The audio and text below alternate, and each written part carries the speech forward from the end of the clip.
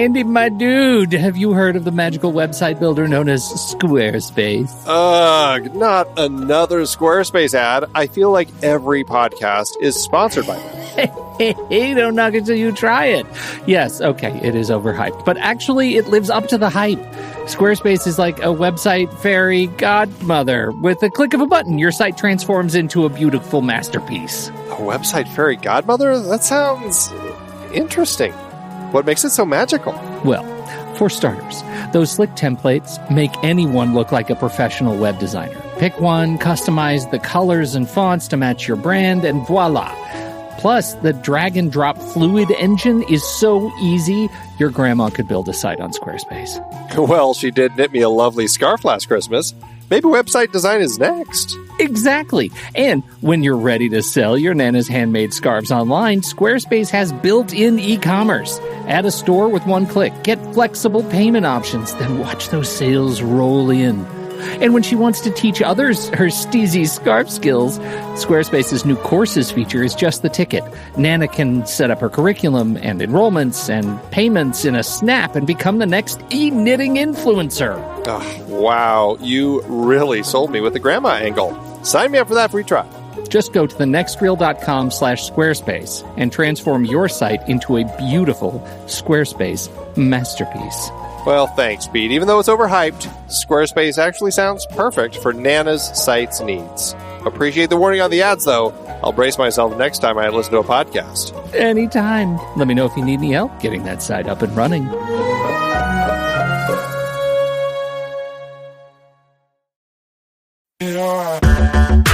Andy, can you believe we've almost hit 700 episodes of The Next Reel? I know, it's crazy. And with all the other episodes in our family of podcasts, we are well over 1,200 episodes of movie conversation. It's really pretty amazing that we've gotten to have these in-depth movie chats every week for over a decade now. And we couldn't have done it without our loyal community of film fans. Their support over the years has meant so much. For sure. That reminds me, we should give the merch store a shout out. Buying shirts from thenextreel.com/merch is a great way listeners can continue to support the show. Plus, they get to sport our great designs. Absolutely. I think sometimes folks forget we have a variety of shirts, mugs, phone cases, and more available. In fact, a great place to start is with a shirt sporting the Next Reel's logo. We also have that classic Fast Times Spicoli Surf School tee, or the weirdly popular Rusty's European Tour shirt. The one from National Lampoon's European Vacation. Why is that so popular? Search me, but we have sold a ridiculous number of those. I guess there are a lot of Rustys taking trips to Europe? We're always adding new designs based on movies we've covered, like our brand new design for a streetcar named Desire, featuring a streetcar named Desire. So if you want to rep your love of TNR and films, head to thenextreel.com/merch. Every purchase helps us continue to have these weekly in-depth conversations. So visit thenextreel.com/merch today. And as always, thanks for listening and being a part of the Next Reel community. We've got lots more great movie chats coming your way. I'm Pete Wright. And I'm Andy Nelson. Welcome to The Next Reel. When the movie ends, our conversation begins. In just a matter of seconds, you're going to hear a classic episode of this show from back in the day when we called ourselves Movies We Like. It took us a while to settle into the show's format, so you'll notice some differences as you listen to these episodes. For instance, it takes us a bit of time to actually get into the conversation about the movie. Things like that. But we're still proud of the conversations about the movies themselves, and we think they're worth keeping in the library. So enjoy these episodes from our back catalog. And you can become part of our Discord community, learn more about the show, and find out how you can become a supporting member at thenextreel.com. So thank you, everybody, for downloading and listening to The Next Reel. We appreciate your time and attention, and we hope you enjoy the show.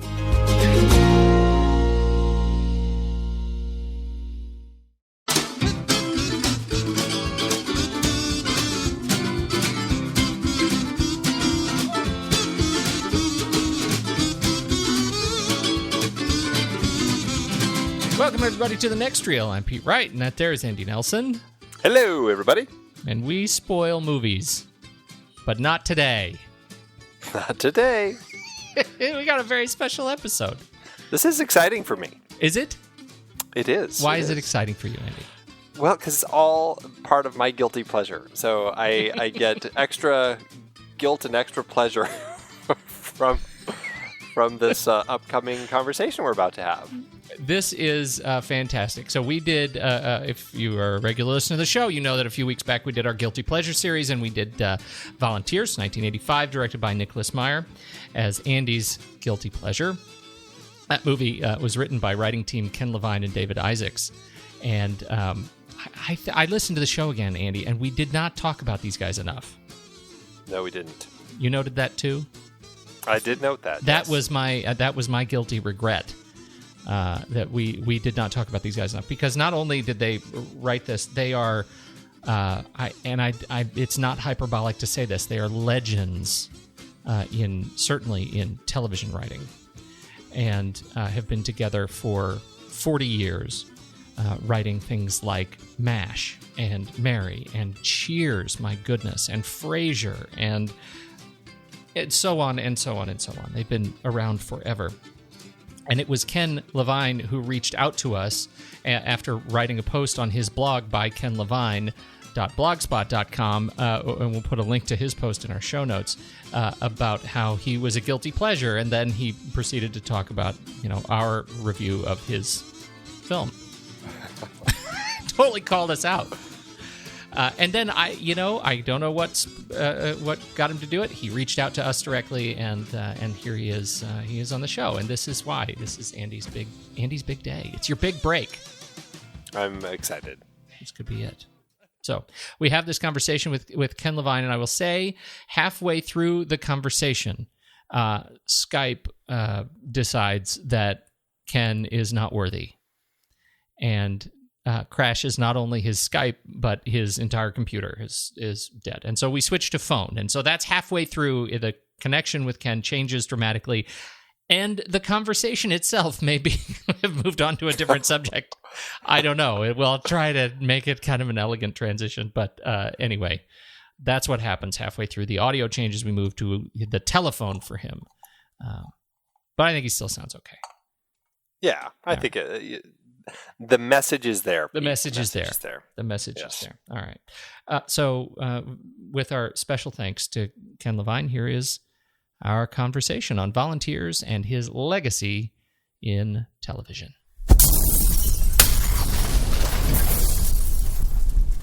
Ken, welcome to the next reel. Thank you very much, guys. I'm happy to be able to defend volunteers, and maybe you can have me back to defend Mannequin 2. That as one of your guilty pleasures. That may be on the list. That may be on the list. Since we talked about volunteers, we talked about our conversation of volunteers, you mentioned us on the blog. Can we start there? What did we get wrong? Well, I think you got a lot of it right. I think there were elements of volunteers that didn't work, but not for the reasons that you guys stated. I'm not here just to tell you guys are crazy. It was a fantastic movie. I think a lot of it works, and I'll be honest, I hadn't seen it in years. I'd seen like bits and pieces of it when I would channel surf and come across it on HBO. But one night I was sitting there and I had nothing to do, and I pulled out my DVD and I put it on. I figure, you know what, if I get bored, I'll turn it off. And I wound up actually liking the movie now more than I did when it came out. And maybe it's just that the bar has been lowered, but it kind of hangs together, and that there's a story, and there's more than just pratfalls and sex jokes, and it's a whole lot better than Vacation. But that being said, I think the big problem with Volunteers was that the tone just keeps shifting. That there'll be a scene in there where you see all of the villagers building the bridge, and it looks very realistic, very much like you're watching some National Geographic documentary. And then there'll be scenes where the characters are breaking the fourth wall and reading subtitles. And then there'll be these bizarre slapstick scenes. So I think really part of the problem of the movie is that it just never felt as cohesive as it could have been. Well, maybe an interesting place to start the conversation is the beginnings of the script. I mean, how did this script come about, and what were you guys aiming for when you were writing the script? Well, it's a good question, and it kind of goes back to what you guys were saying before, and that is that we were in television at the time. This was 1979. We wanted to get into features, and we had been at MASH. And back in those days, there was a big distinction between being a feature writer and being a television writer. Not like it is today, where you can hop back and forth easily. Back then, the feature world really looked down on TV writers, and our agents tried to get us movie assignments, and she was coming up completely empty, and they were saying, well, we have to see a screenplay that they wrote. And she would say, they've written MASH for 4 years. Doesn't that sort of count as being able to write a single camera movie style more so than just a spec screenplay? Nope, no one would hire us. So we wrote a spec screenplay, which was basically a comedic version of Kent State back in the 60s. So it was, we wanted to make sure that it didn't feel like just a sitcom, that the movie studios and producers couldn't just say, oh yeah, well, this is just a 120-page sitcom. So even though we knew that no one was going to make this movie, at least it got us some meetings, and it really got us some traction in the world of screenplays. And Walter Parks was a young producer back then, and met with us and had the basic idea for Volunteers. It was based on an idea from a guy named Keith Critchlow. And all he really had was that a preppy who is in danger of getting the shit beaten out of him by gamblers takes his roommate's spot and joins the Peace Corps. And you have the world's most selfish human being working at the Peace Corps back in 1962, when the Peace Corps was the rage, and you had all of these real gung-ho, idealistic young people joining the Peace Corps. And that's pretty much all we had to go by. And from there, we wrote draft after draft after draft, and the tone kind of changed, actually. The first draft was, we always had the bridge. We came up with the idea of the bridge, and we made it, I'd say, more of a dramedy originally. And it just kind of fell flat, and we all decided, you know what, let's just really have some fun with this. And we came up with the idea of the communists and brainwashing Tom Tuttle from Tacoma, and turning it more into a comedy. And we did that, and that came a long way. And we then were able to set up the movie at MGM, and they brought in Carl Gottlieb to direct. And then he dropped out, and they brought in James Comack to direct. James Comack was the writer who did Welcome Back, Kotter, and that sort of thing. And he brought in his own writer who did a pass on the script, and it was so atrocious that it got the project thrown into turnaround. And the producer, Walter Parks, then was able to get it to HBO TriStar, but went back to our script, just threw out that other draft completely. There's not a comma of that other draft in the script. What was his direction? Do you remember what changed so much about it? It just made it a real low class, vile, sort of X-rated romp, with just a lot of real tasteless jokes and turds in the punch bowl and that sort of thing. It's your typical Hollywood story of how these movies evolve. And so we went back and did all of the rewrites, and we got Nick Meyer to direct it. And Nick was coming off of Star Trek II. She did a fantastic job.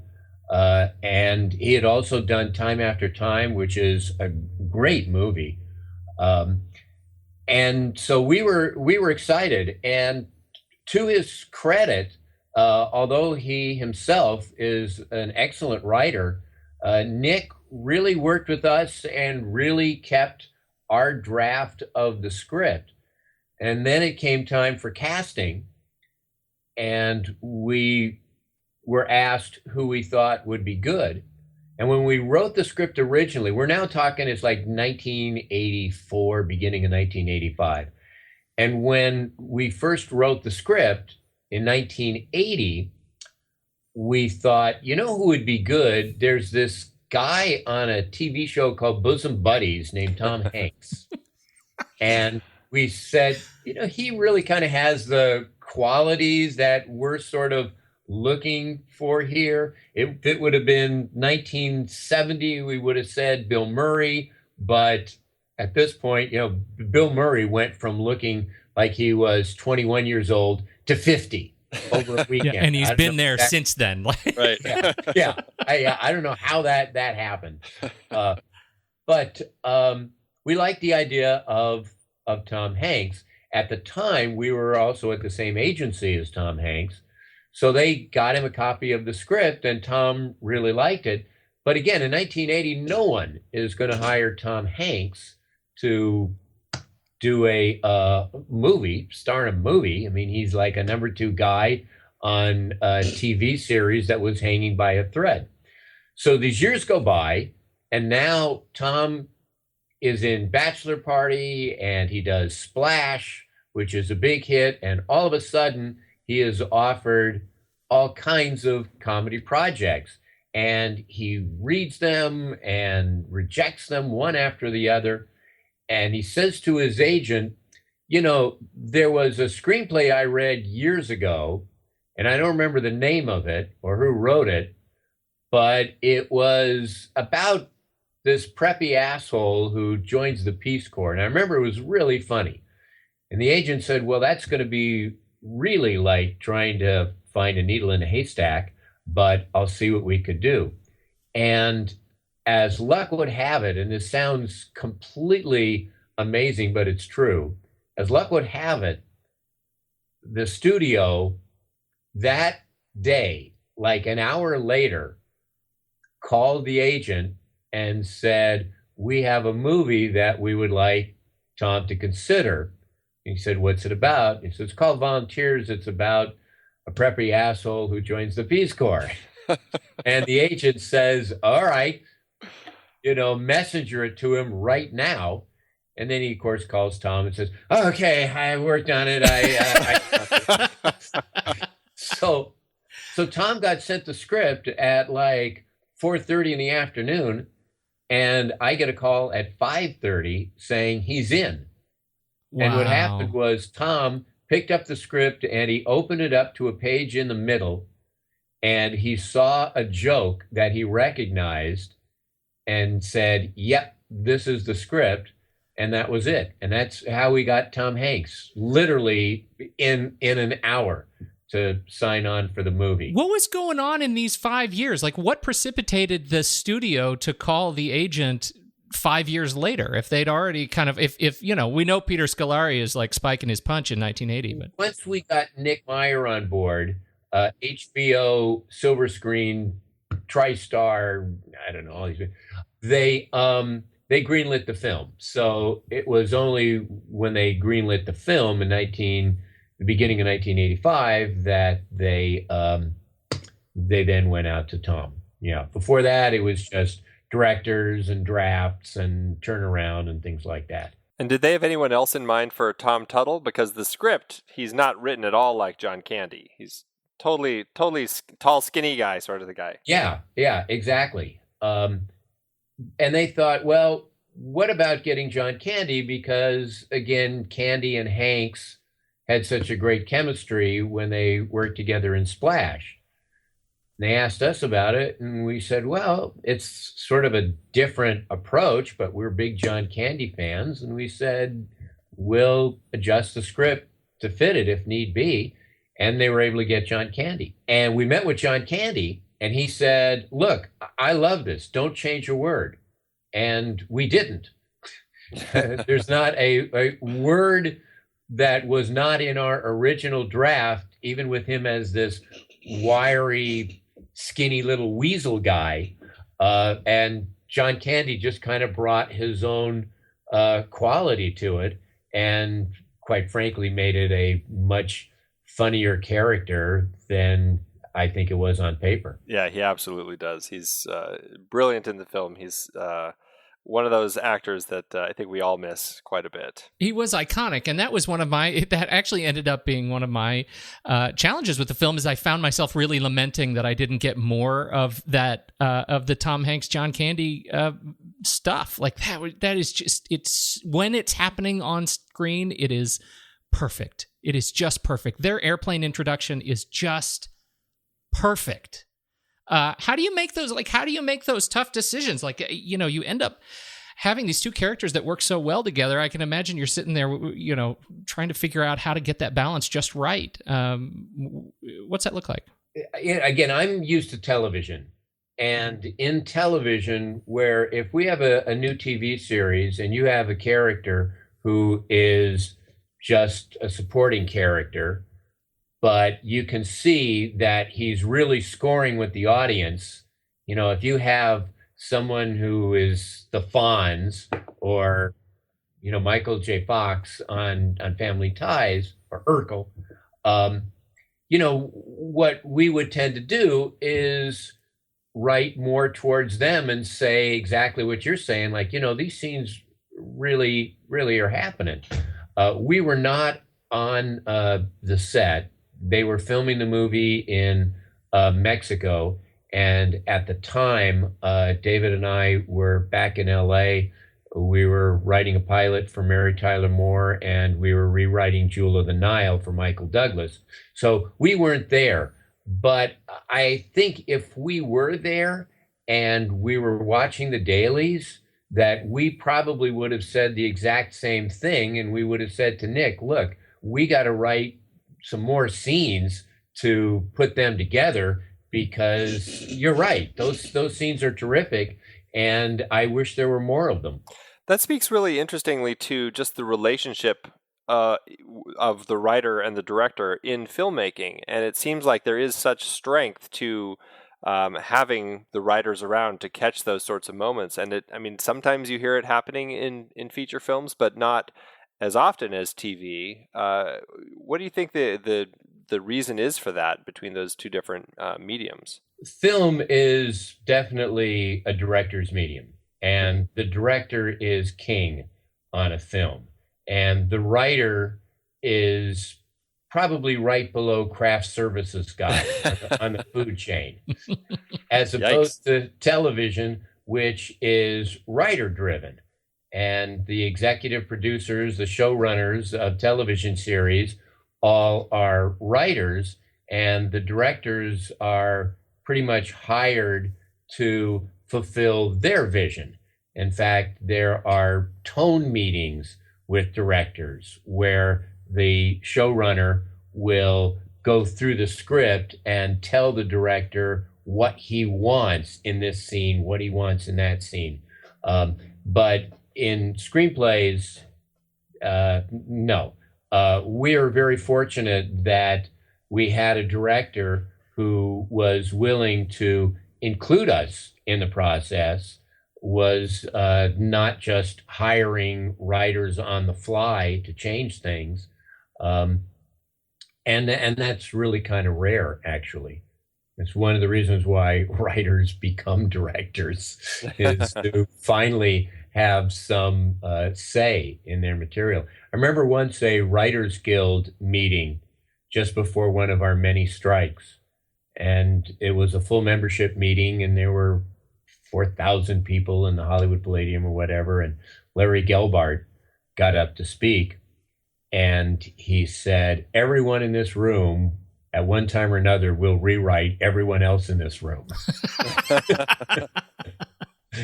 And that's probably true. Well, that was a question. You mentioned Jewel of the Nile. What other credits or non-credits do we not know about from you and you and David? We did a major amount of work on Mannequin, the first Mannequin. Uh-huh.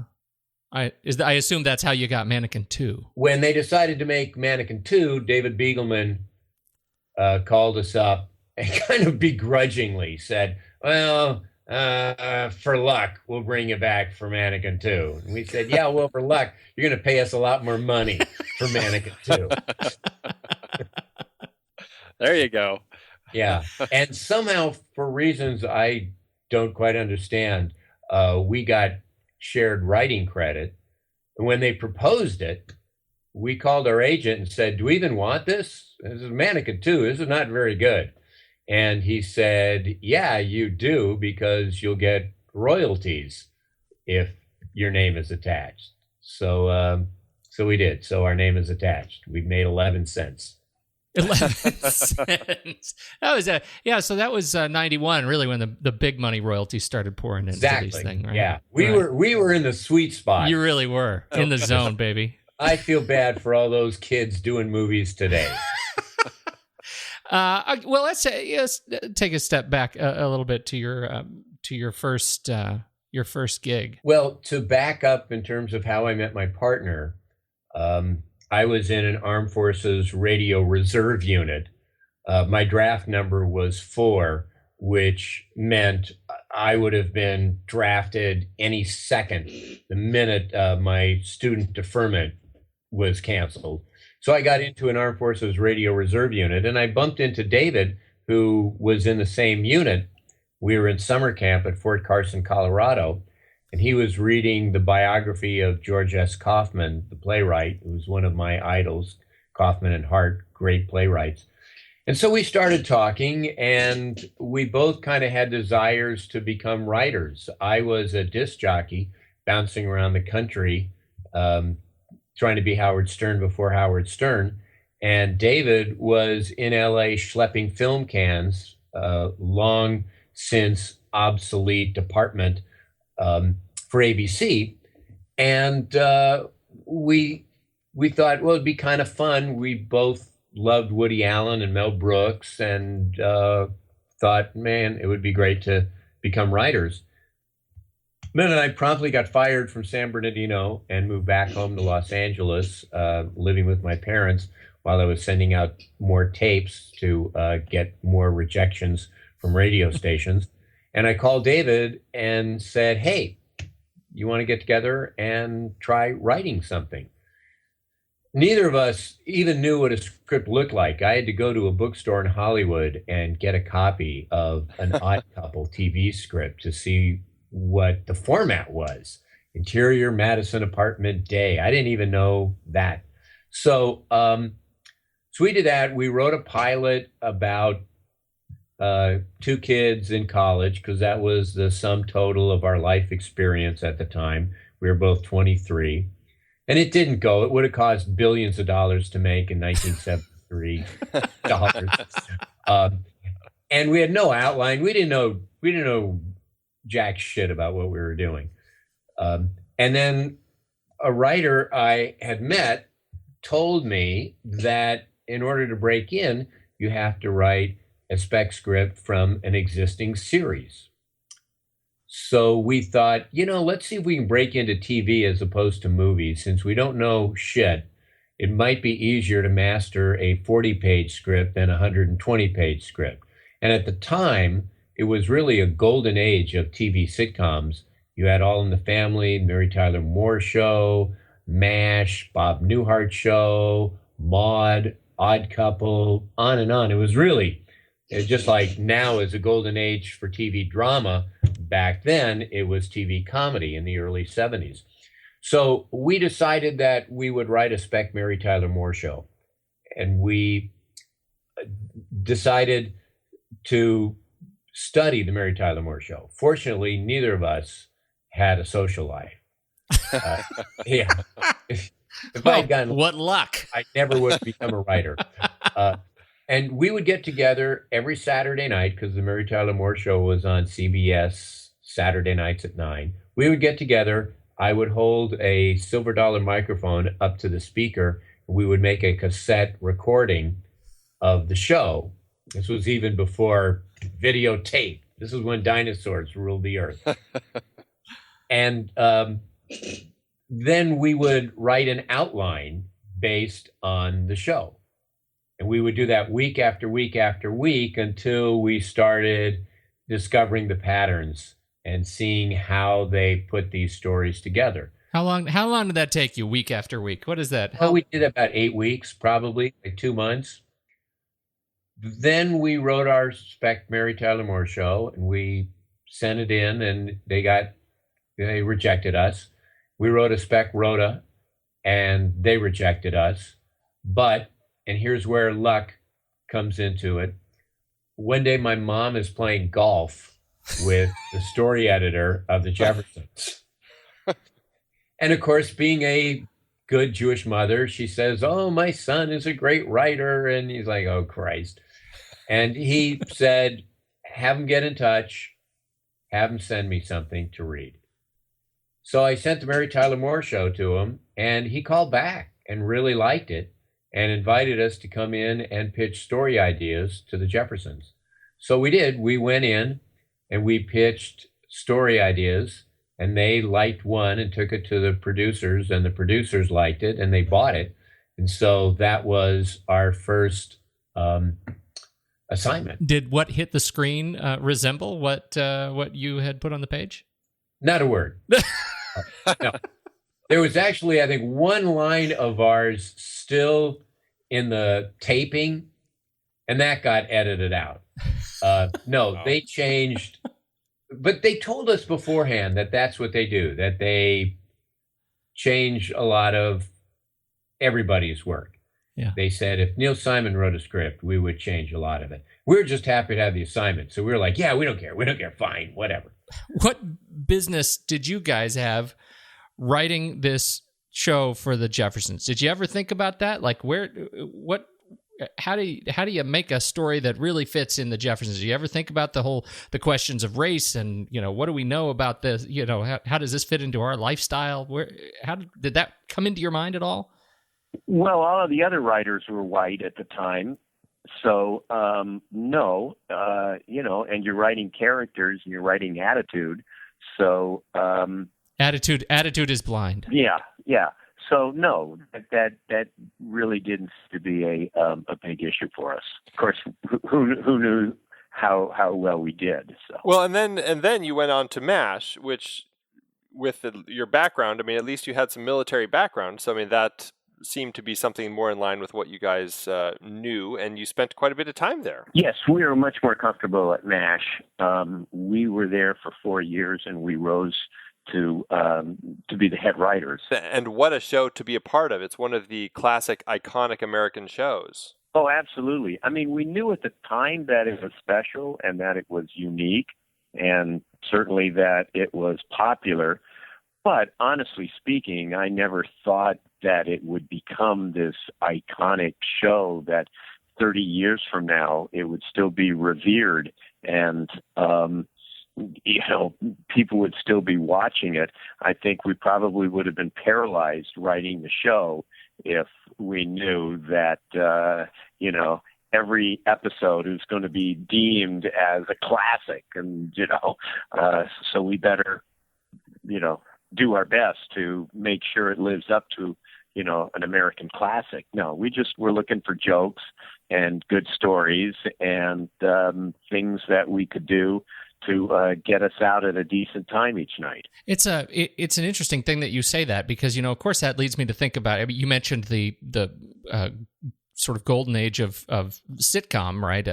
This era in the 70s, but you were also really a central part of the next golden age of sitcoms. I mean, leading into must-see TV, that was, there wasn't a sitcom on television leading out of Cheers into Frasier, and NBC's dominance of the sitcom kind of airwaves that you would get to be a part of two of those incredible rises is pretty amazing. Any sense while you were in it that you were part of something special, particularly as you're building up in Cheers and leading into Frasier? I have to say, people talk about looking back going, oh, those were the good old days. We didn't appreciate them at the time. But I can honestly say that as I was doing Cheers and Frasier, that I was thinking to myself, wow, how lucky am I that I'm not on Wester, that, I'm on a great show like Cheers. And I loved writing the show, and I loved the people that I worked with.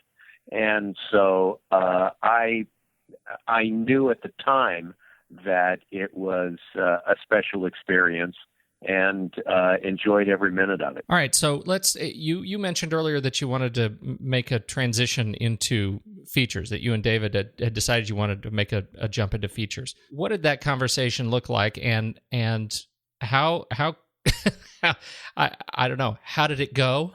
Well, again, we started out wanting to be filmmakers. We wanted to be the next Woody Allen or Mel Brooks. So it was always in the back of our minds that we wanted to move on to screenplays.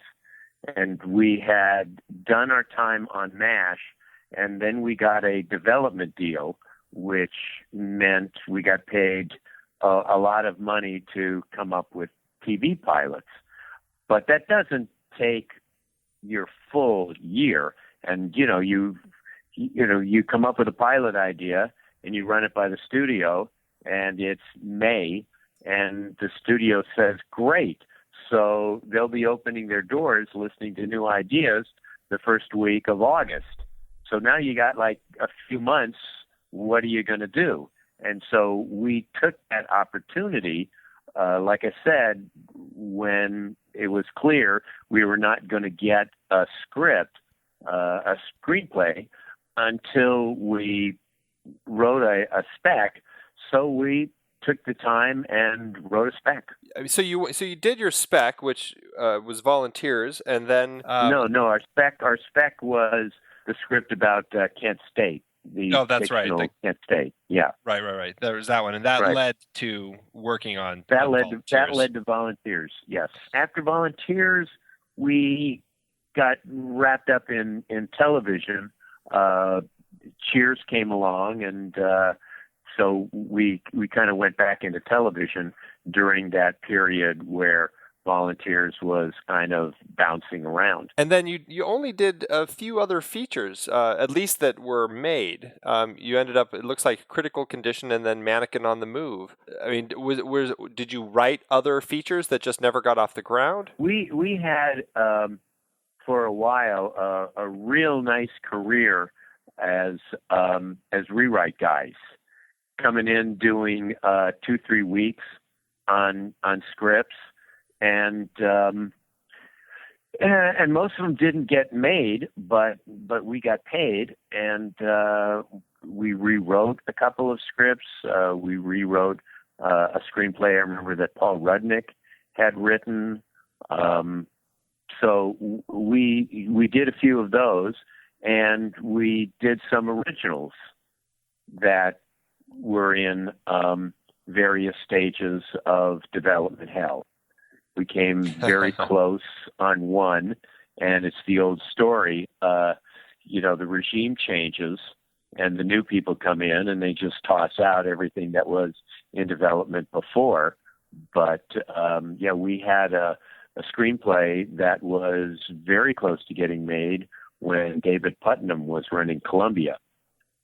And then he left and they brought in Don Steele, and that was the end of that. And were they all with David Isaacs? Were you two always working together on everything? No, most of the things we wrote together.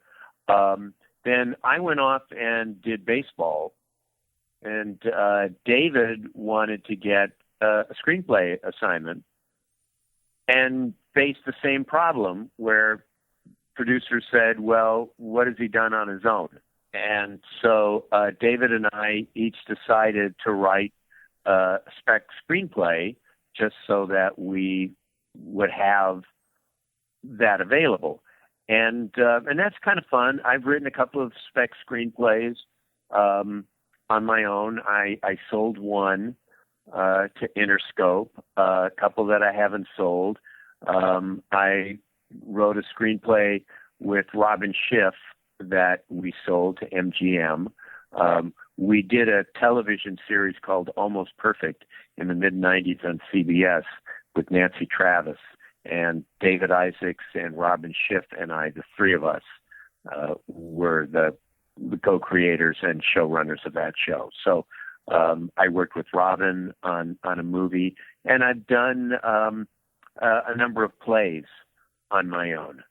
I had a play last year at the Falcon Theater in Los Angeles, and working on another play. And so I've done things on my own, written a few books on my own. We see those books. When you think about your experience working with a writing partner, I think about our audience. We've got a number of people who listen to this show who are writers, who are, trying to get their career off the ground. Can you talk a little bit about the experience? Who else would listen to this nonsense? There you go.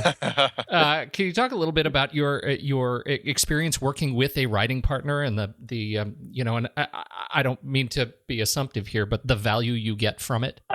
It's really helpful, especially in comedy, to have somebody whose opinions you really value being there to sort of bounce things off of.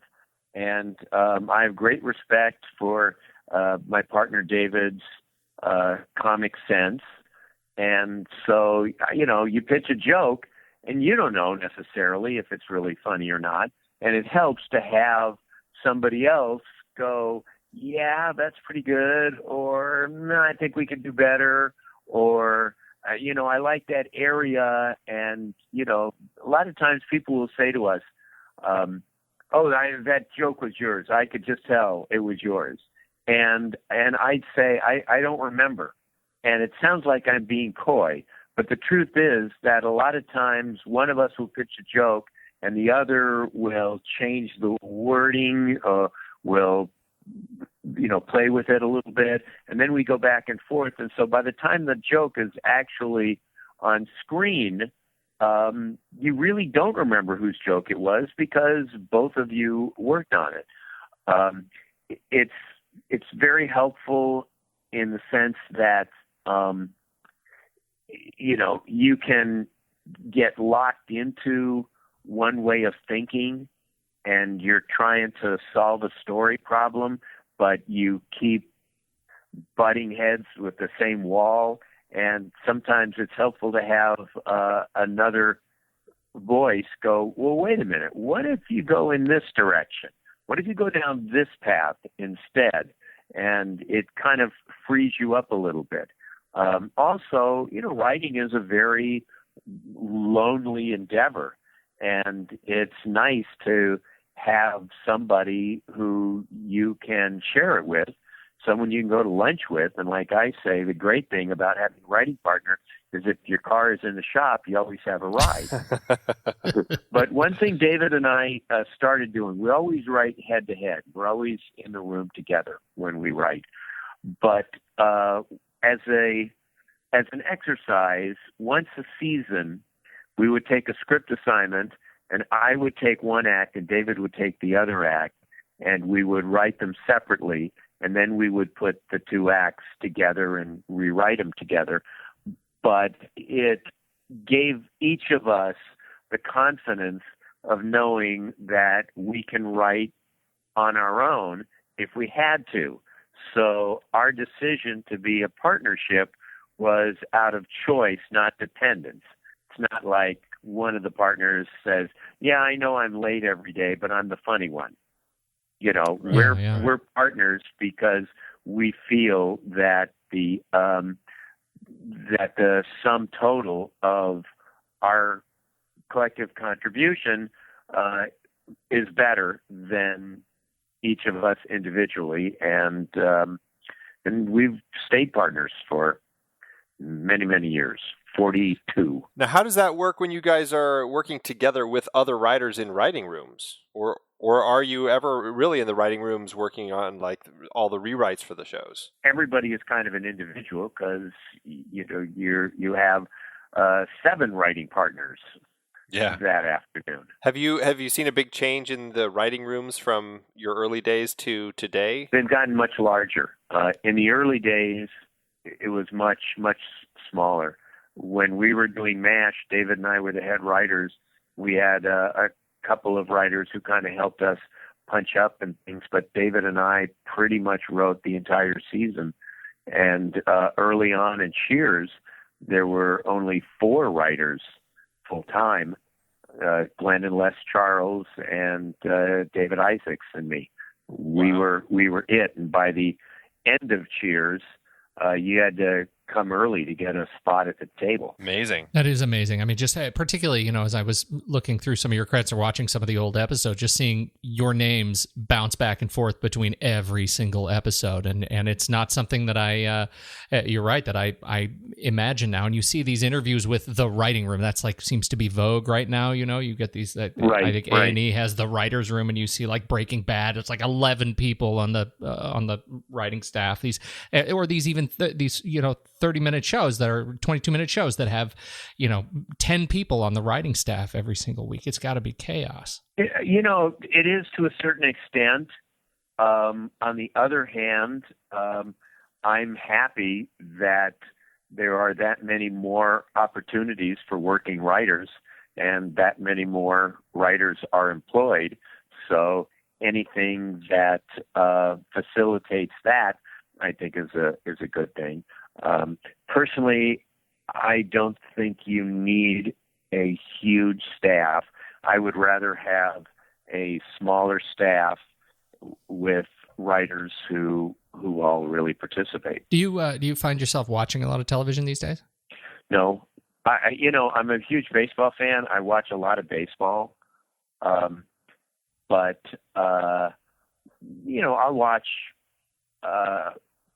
various dramas and things. I'll watch Amy Schumer, which I like. I'll watch Broad City in terms of comedy. I used to be a big fan of Modern Family, and it just seems to be kind of the same show over and over again. Big Bang Theory, I think, has a lot of really funny jokes, but the stories are just ridiculous. I love The Good Wife. I love The Good Wife and don't mind saying it. I think that's loud and proud, Ken. It's a great show. I mean, it's not your super hip in zeitgeist show, but when you think that they have to turn out 22 quality hours a year, and a lot of these cable shows have a year and a half to turn out 13. Right. I think what they do is absolutely remarkable. I think, Andy, you wanted to bring it back around to volunteers, did you, before, as we get to wrapping up? One of the things that we had brought up on the show, and then you kind of were talking about, was just some of the changes that were made in the script. And I was curious about, particularly the one that you brought up on your blog, was the subtitle scene that you felt really took us out of the film and kind of let the audience know that they didn't really have to worry about anything anymore, because we've just kind of broken the fourth wall, and now the characters on screen are reading subtitles, and all of a sudden it's just kind of getting silly now. And you talked about other changes, and I brought up on the podcast the fact that they drive through the map, And as I read the shooting script, that wasn't even in the shooting script. So clearly there were changes all still going on after you guys had kind of left your role of working as the writers on the script. What else ended up changing in the script that with the changes that you may have liked or changes that you didn't like? At Chung Mi's lair at the end, there's like crazy chase scenes with them getting in giant vases that go bouncing down the stairs and stuff like that. That was not in our script. Let me go back to the one sticking point for me, the subtitles. Which is that subtitle scene. And I bring it up again because, I maintain that it eliminated any suspense. And you guys said in your podcast, well, there was no suspense to begin with. And well, I don't think we use that voice, really, to be fair. No, not that voice. But you did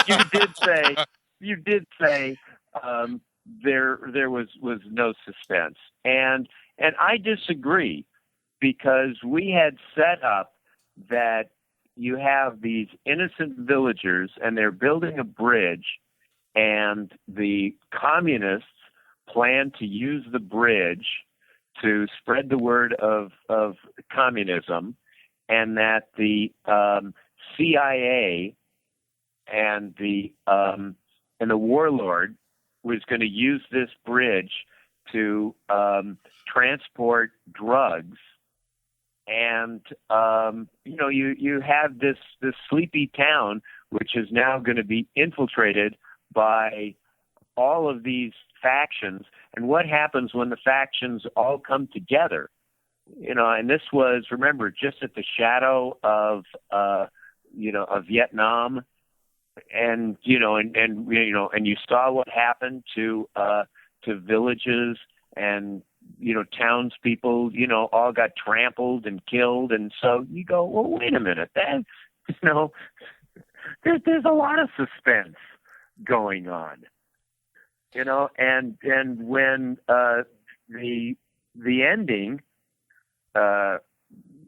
comes along, and here are the Chinese coming in one direction, and the CIA and the warlords in the other, and it's all going to, explode right in this little village. To me, you say, yeah, there's a certain amount of suspense. We were certainly building to something there. It's building to a lot more of a suspenseful ending than Neighbors or The Hangover or Bridesmaids. So I would disagree with you.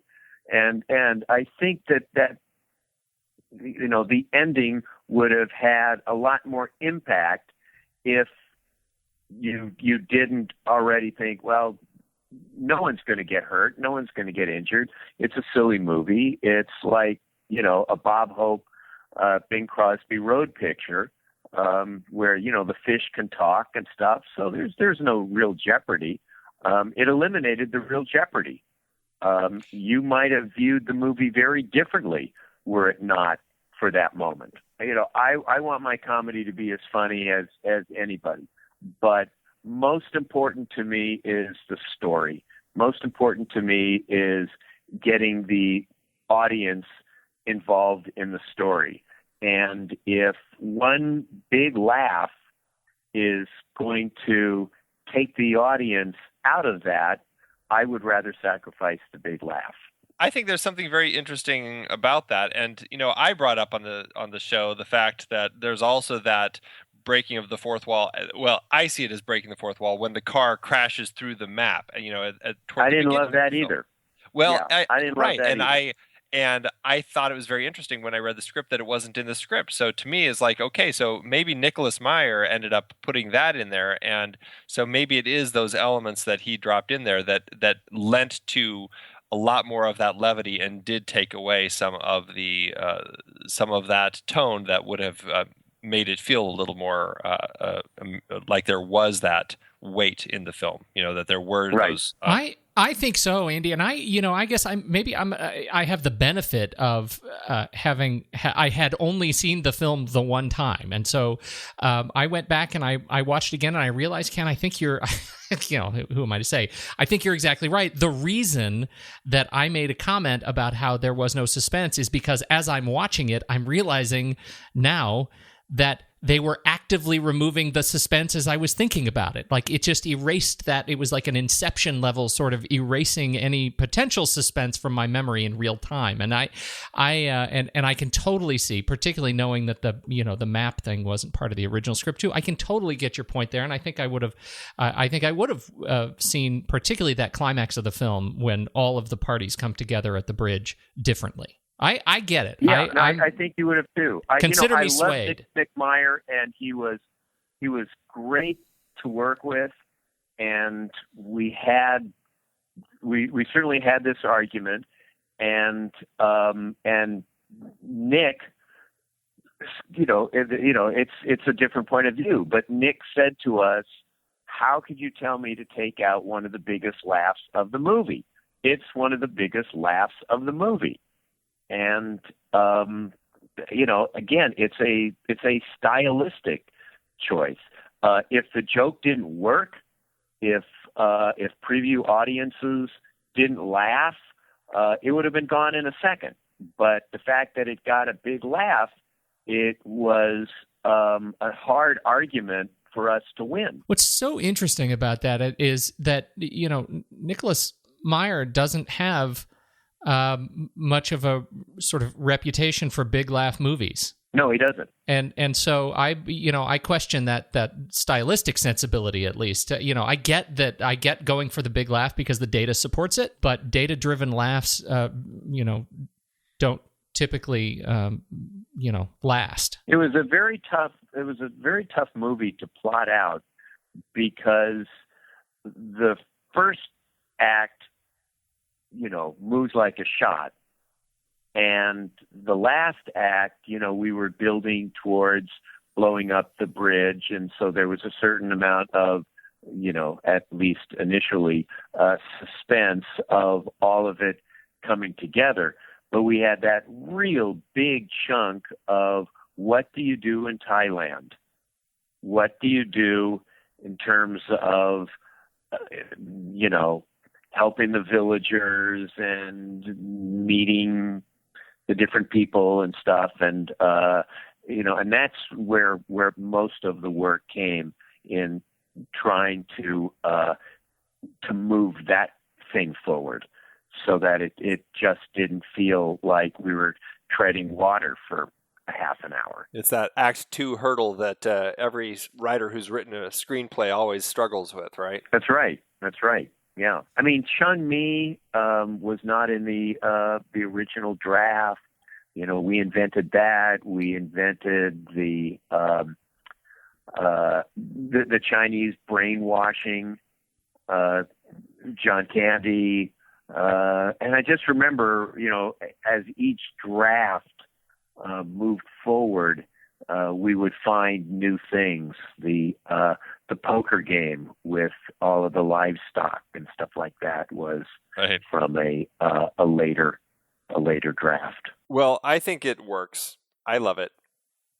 No, now you do. No, hey, it's my guilty pleasure. I admitted it on the show. I love this movie. Despite any problems it may have, I just love it. It's one of the easiest movies to watch for me, and I have a blast watching it every time. So I think you did a great job. I will say this. It broke even.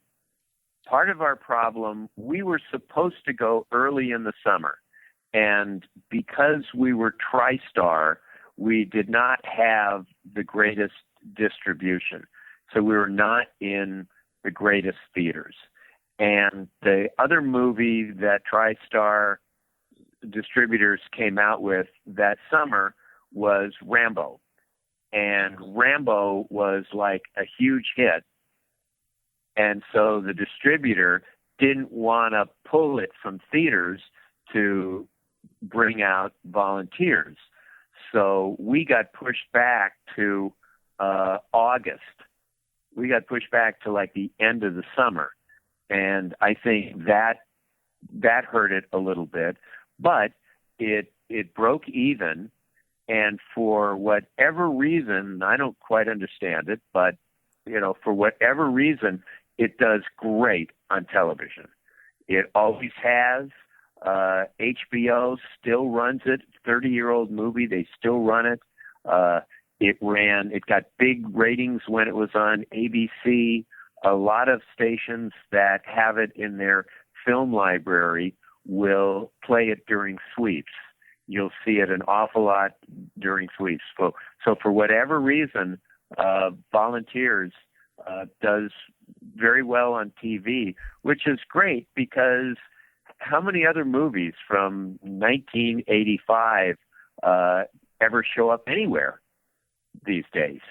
And Tom Hanks himself has a lot of movies like Turner and Hooch and The Man with the Red Shoe and stuff like that, and Money Pit and things that you rarely see anymore. Yeah, Man with One Red Shoe was the same year, and it's also a guilty pleasure of mine, but yeah, nobody talks about that one at all. Yeah. People still remember when Washington State was in the Rose Bowl, and ESPN on Sports Center that night was, playing the highlights and everything, and they were talking about seeing Tom Tuttle from Tacoma in the stands. So, and at Washington State, it's like, needless to say, huge. Huge. They play scenes from it on their jumbotron during football games and things. So it was not a huge hit. But you probably see Volunteers on TV more than you see Splash. Yeah, I'll bet. I would bet that's true. Which was a big hit. Yeah. So. Right. Well, maybe this one doesn't feel, Splash might, I don't know if it feels more dated, but this one is a period piece, so maybe that gives it the flexibility of not feeling like it's as dated. Yep. That's always a benefit. I know my partner bumped into Julia Roberts at a function, and he mentioned to her that he had written Volunteers, and she started quoting lines from it. So. I love that. Yeah. I feel like I'm going to give it even more of a chance. It was definitely on Andy's guilty pleasure list, although it fails completely the criteria of guilty pleasure because he gets pleasure that he does not feel bad about. And so that it totally feels like my guilty pleasure. You mentioned in your blog post, how do they talk about films that they don't like? You go to the following week where we did my guilty pleasure, Under the Cherry Moon. I feel like crap for liking that movie. It's terrible. And yet it's that meets the bar. So anyway, Ken Levine, man, thank you so much for your time, for jumping through the technical hurdles, for being a part of this. We absolutely appreciate you reaching out to us and giving us your wisdom today. Thank you so much. My pleasure, guys. Enjoy your show. Thank you. Thank you so much. And I'll Ken. talk to you, Mannequin 2. Well, hey, before we let before we let you go, where would you like us to send people? What are you working on right now? Anything we should let people know? Your next big thing? Send them. I wrote an autobiography. I wrote a memoir of growing up in the '60s in LA, and it's kind of a humorous memoir. So send it to Amazon and get one of my books. There's that, and I wrote a comic novel called Must Kill TV, which is about a network president who, in order to keep his big star happy, has to kill his girlfriend. I'll definitely send him there. Nice. I do have this one question that I can't believe I didn't ask earlier, but I feel it would be remiss if I didn't. What's going on with Natalie Wood? Oh, I've just always loved Natalie Wood. And, when I have a blog post, I try to have a picture or two that is apropos.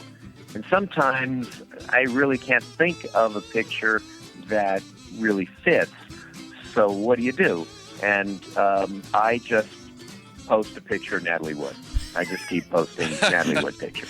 As you do. I was in love with Natalie Wood when I was a kid. And I'm still obsessed with her death. And so, yeah, I just have this sort of Natalie Wood fixation. It's normal, isn't it? Totally. There's nothing wrong with that. Totally. Who am I to judge? I look at that. I go to your site for my Natalie Wood fix now. Thank you. Thank you so much, Ken Levine. You can find him at kenlevine.blogspot.com. His blog is fantastic. And definitely head over to Amazon. You can find all his books on his website, but grab The Me Generation by Me, growing up in the 60s, from Amazon.com. Ken Levine, thanks so much for your time today. Thank you, guys.